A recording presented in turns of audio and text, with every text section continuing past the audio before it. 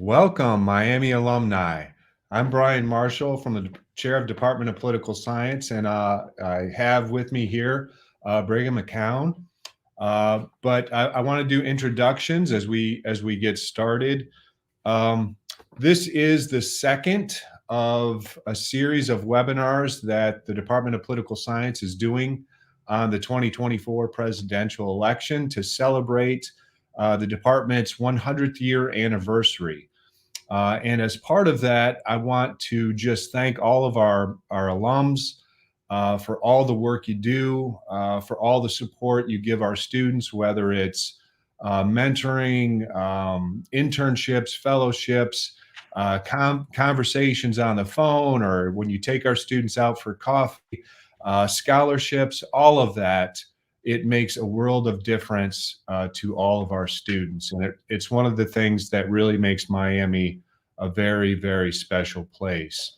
And as we get started, not only do I want to thank all of you, but I also want you all to know that I've created the Political Science Centennial Fund, which you can hopefully contribute to continue supporting our students, to support our students with scholarship money, as well as supporting our students to have some of these wonderful kind of life-changing experiential learning opportunities that they're involved in. So we've got lots of wonderful students, but also lots of need with our students. So I just wanted to highlight that need for you.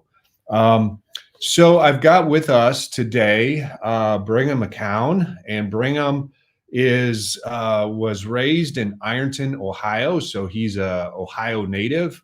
And Brigham is one of our Miami alumni from the Department of Political Science. He graduated in 1988 with a diplomacy in foreign affairs degree. And Brigham is also a Miami merger, I'm very, very happy to say, with his lovely wife, Jackie. And so he is Miami through and through, just a wonderful, terrific champion of Miami and of our students.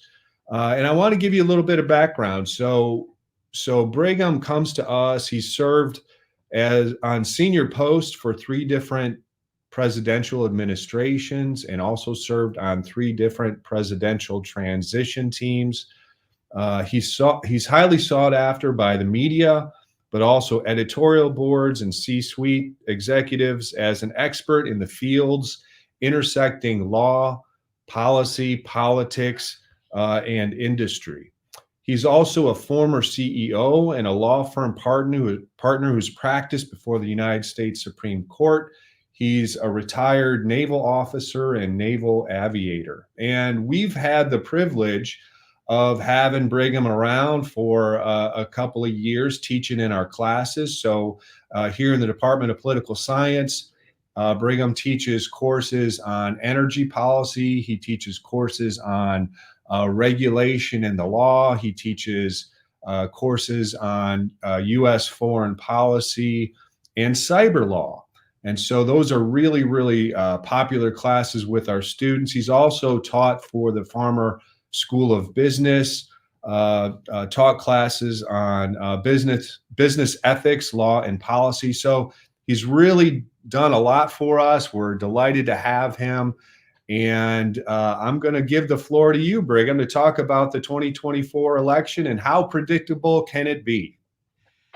Well, Brian, first of all, thank you very much for that ultra kind introduction. I really do appreciate it. And, you know, it's my pleasure. And yes, my dad actually went to Miami as well. And just as a quick aside before we got started, you know, it's funny. I was reminiscing the other day that he dropped me off in Clifton and in Cincinnati at midnight and said, "This is a great place you could go to." He took me to Ohio State in the dead of winter and a few other spots. And then one beautiful fall morning, he took me to Miami and said, "Or, you know, you could go here."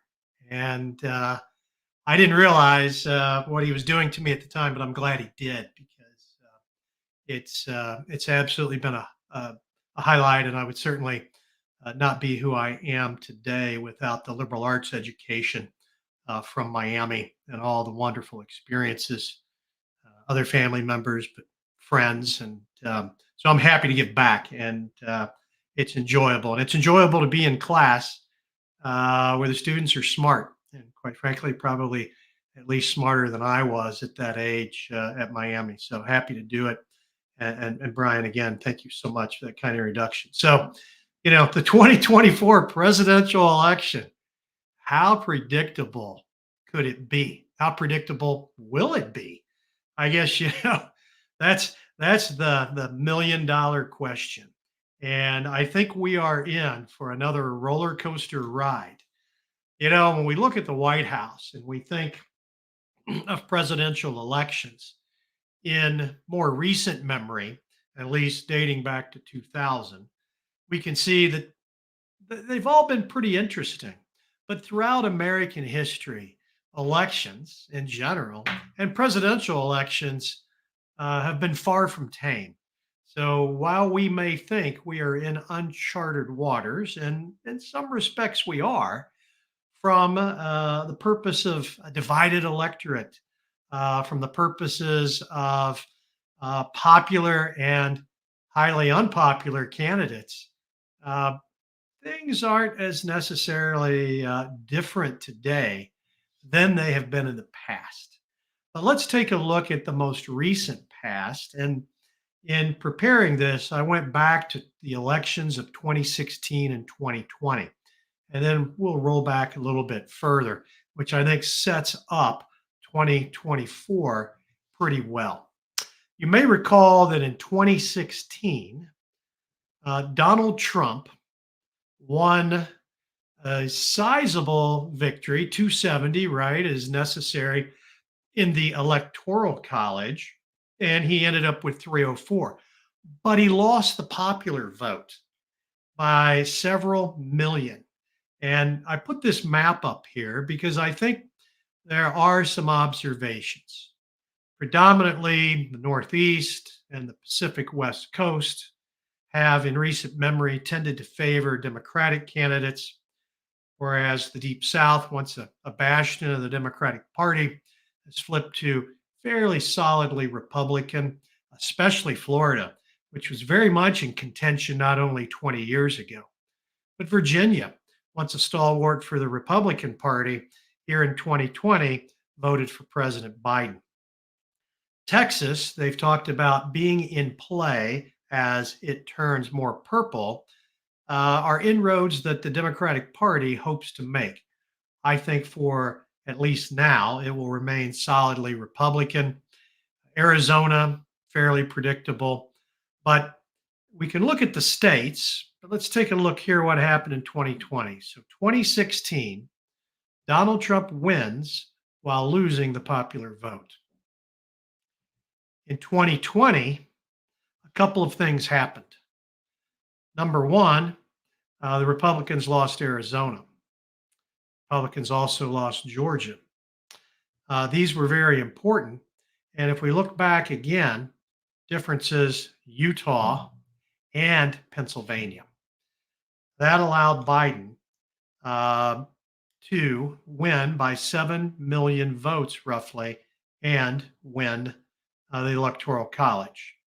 So sometimes we can see that states that are in play, or even states that traditionally in recent memory have been fairly solidly in the Republican camp, Arizona and Georgia did not, and that also continued in some respects at in other federal offices as well. Although from a state perspective, they remain pretty solidly Republican. All right. So 2016 and 2020, it looks like the momentum has shifted in favor of President Biden. And before we talk further about where we are today, let me go back just a little bit further. Presidential elections since 2000 have become very close. 2000, first term of George W., 0.5%. again, lost the popular vote, but won the Electoral College.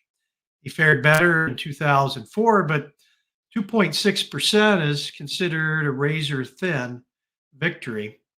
And then Barack Obama, a pretty sizable victory of 7.3% of the popular vote in 2008. That margin shrank in 2012.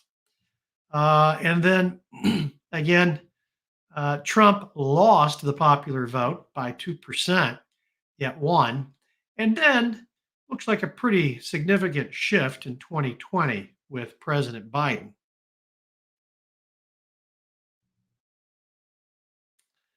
Looking a little closer at 2020, the question comes in, was 2020 a close election? And the answer is yes and no. I've spoken like a true lawyer here, or perhaps a professor. But Biden won by 7 million votes. Now, out of a population in excess of 300 million and over 160 million ballots cast, um, that may seem like a pretty sizable victory. But if we dial down a little closer, we can see that this sizable victory is much more than in 2000, right, with George W. But we have 8 states in both 2000 and in 2020 where the margin of victory or defeat was within 3.5 points. That's pretty close. And so while 7 million sounds great, let's look for, well, I'll tell you where that 7 million came from here in just a couple of minutes. But if we look at 2016, with Trump winning Pennsylvania, predominantly buoyed by blue collar vote and males, Wisconsin and Michigan, similar piece, but in both cases, he lost the suburban women vote. Trump carried these 3 states by just 77,000 votes. In 2020, it was even closer, with Biden carrying Georgia, Wisconsin, and Arizona by a mere less than 43,000 votes. So, all this to say, you're going to probably hear from these same states, Pennsylvania, Wisconsin, Georgia, and Arizona, again in 2024. Well, what about that 7 million popular vote win? Well, 5 million of that came from California, with another 2 million coming from New York.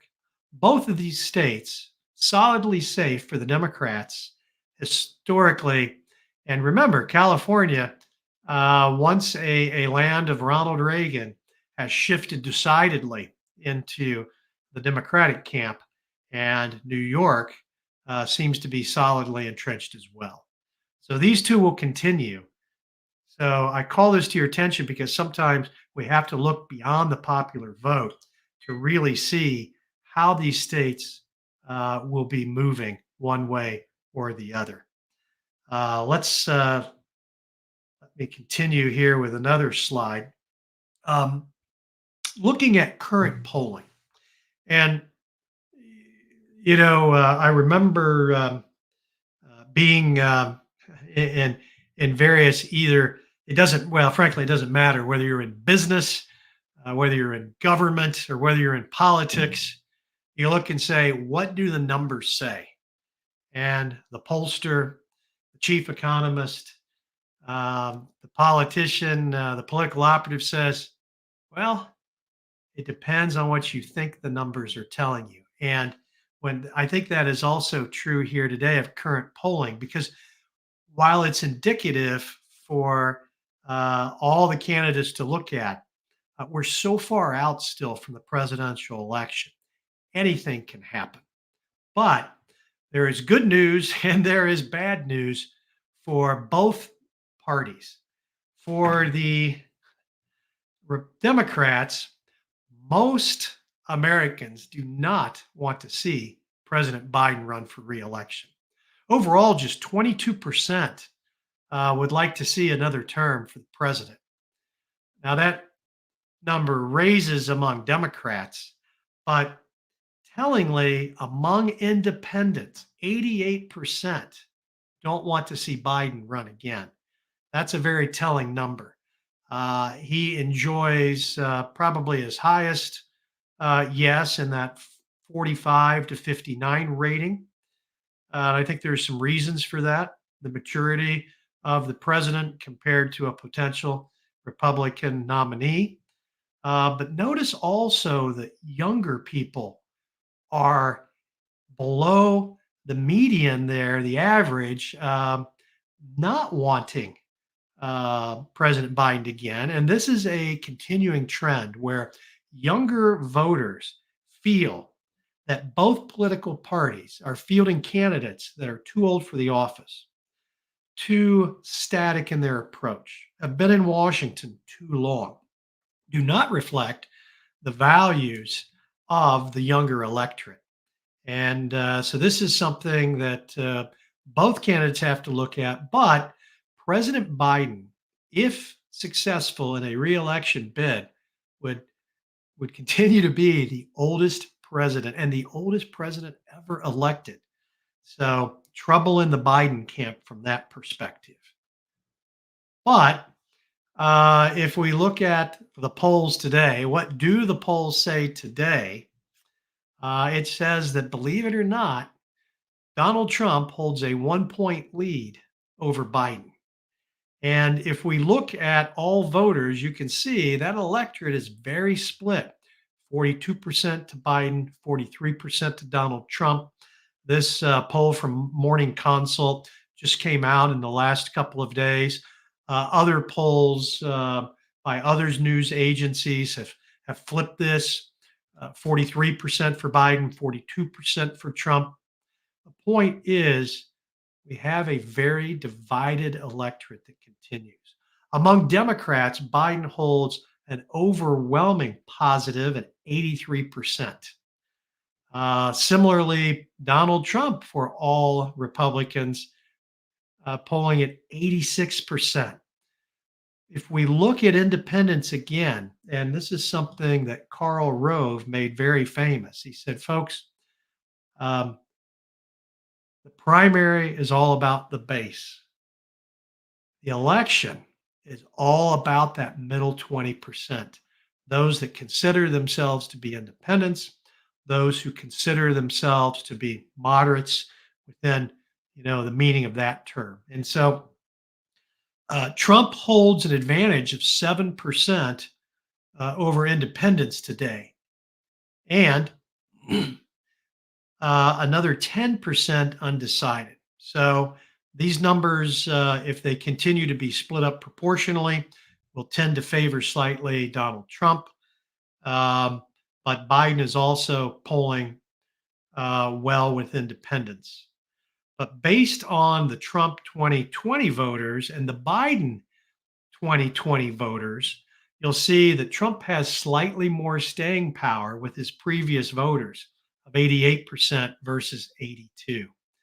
Now, again, we'll talk here in a few minutes as to why all of this can change, but this is where the landscape is today. And talking about the Republican field for a moment, a whopping third of Republican voters believe that the indictments that have been handed down and the trials help Trump.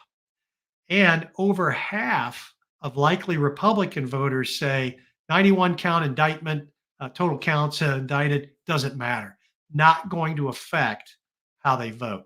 I think that's an extraordinary number, but it also sort of, I think, is indicative of how Americans have tuned out from a lot of the news, which they view as being reliable either on one side or the other, and are not interested in negative coverage at this point. Trump holds a commanding lead still above all of his potential challengers.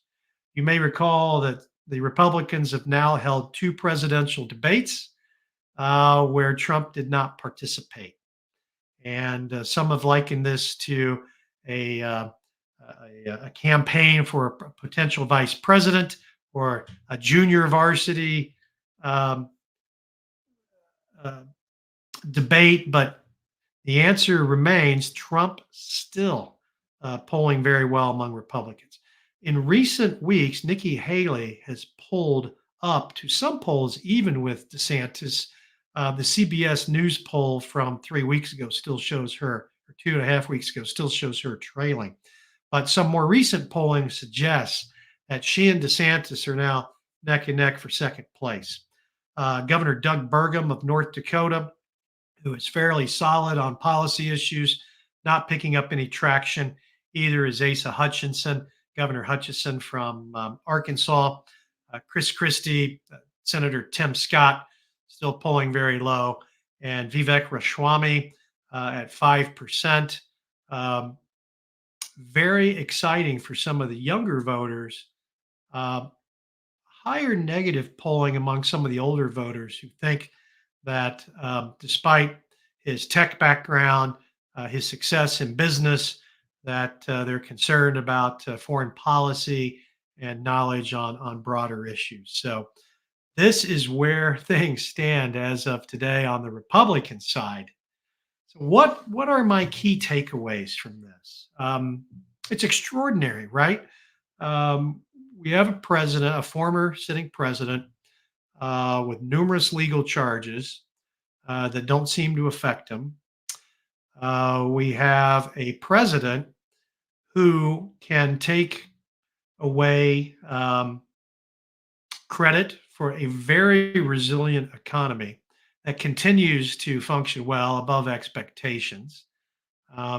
Whether Biden can take credit for the economy or not is beside the point.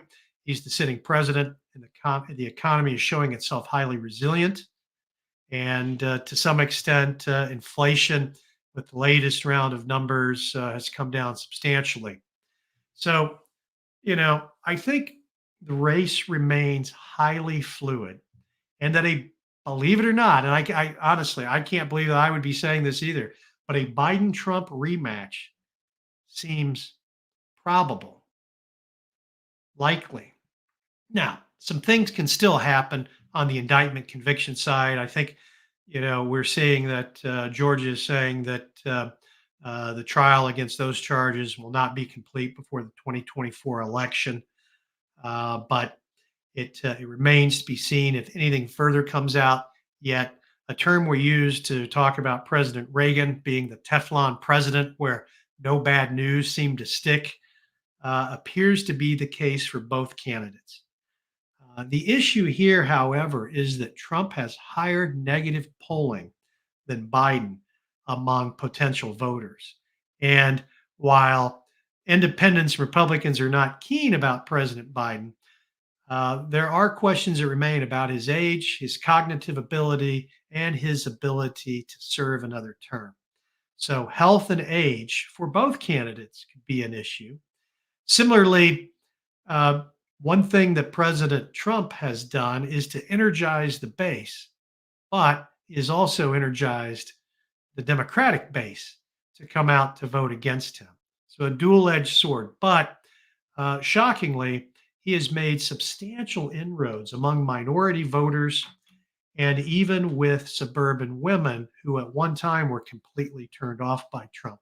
Still trails, but as far as Hispanic and African American voters, Trump is polling higher than any Republican candidate in recent memory.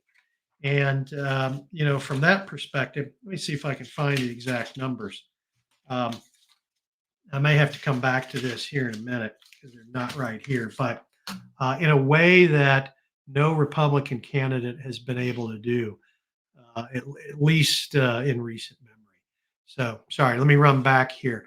Other candidates, I think it's possible that that a dark horse candidate could emerge in either the Democratic field or the Republican field to challenge the presumptive nominees. But as time continues, that appears less likely unless either candidate makes has a substantial uh, misstep. Within the last couple of weeks, there have been a couple reports, including on Axios by both Democratic strategists, including Obama's former strategist, David Axelrod, suggesting that Biden should not run again.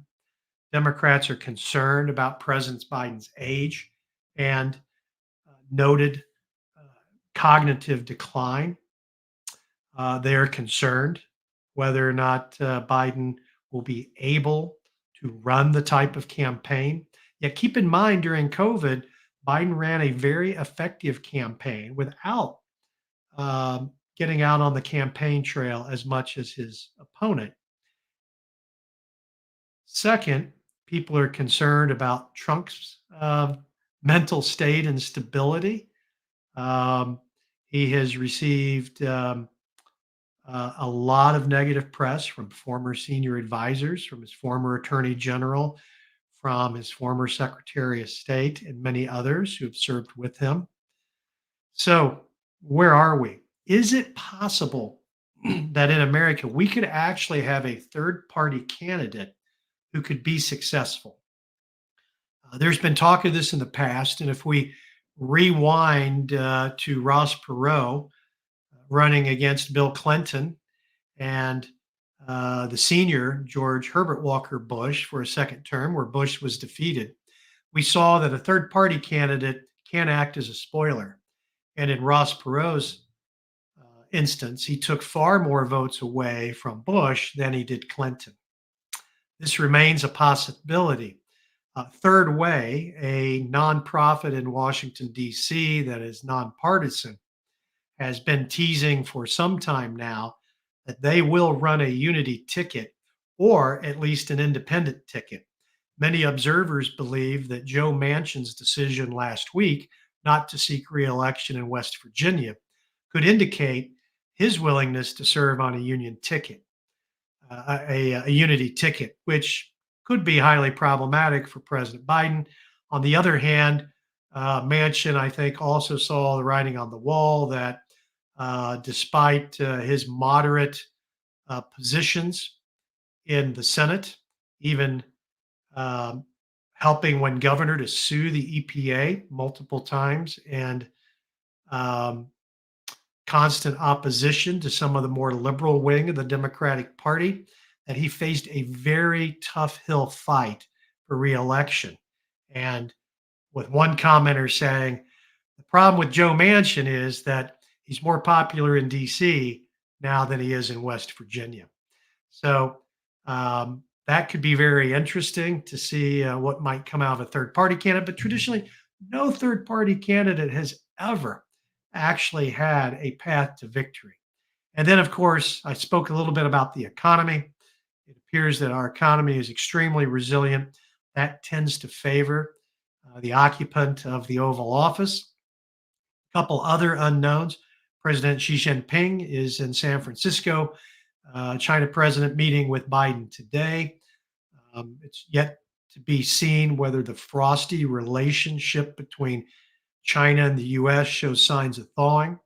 We have a major war raging in Europe between Russia and Ukraine, where the West, and specifically the United States, promoting a large amount of financial aid, um, strongly supported by most in the Democratic Party, lukewarm support with about a little less than half of the Republican Party supporting the amount of money that has been sent. We can talk about that a little bit later as to why that division.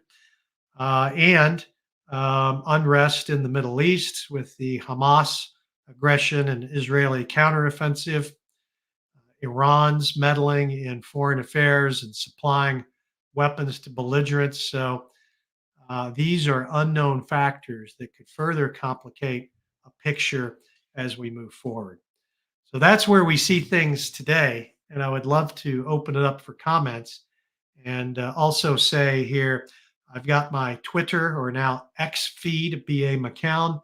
I'm also on LinkedIn and Facebook if you'd like to follow me there. But let's talk about some questions, shall we? All right, viewers. I'm very sorry for the technical glitch that we have with Brigham. So I'm going to go ahead, and I just want to remind folks we have another webinar on February 21st, assessing the 2024 elections, with one of our Miami alums, Daryl West. Daryl West is the Director of Governance Studies at Brookings Institution. So we'll be excited to have him on, and I want you to please look for that. Please go ahead and register for that. Again, that's February 21st at 1 o'clock with Daryl West. Okay, so we've got some other exciting spring webinars coming up as well, so be on the lookout for those.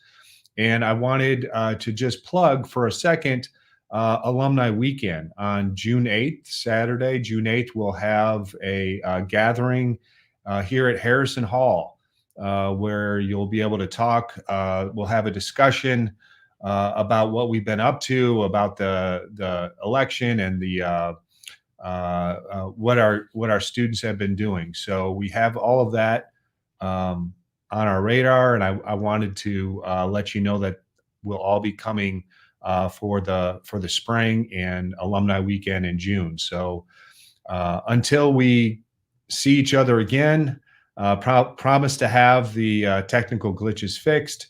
But until next time, love and honor. Bye.